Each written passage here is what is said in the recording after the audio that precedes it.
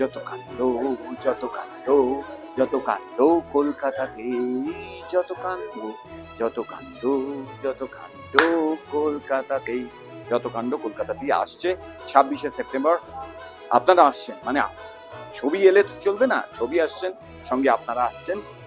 আর আমাদের ছবিতে গান আছে, 4টি গান আছে, 3টে গান অলরেডি এসছে, আপনাদের ভালো লেগেছে। আপনারা যত কাণ্ড কলকাতাতে অনিন্দ উপল গেয়েছে, এবং তারপর তানিয়া সেন, তানিয়া গেয়েছে ট্রিঙ্কাসে, আপনারা গান শুনেছেন। পটা আপনাদের প্রিয় শিল্পী অভিজিৎ বর্মন পটা ও গেয়েছে গান, ওদের গান ভালো লেগেছে।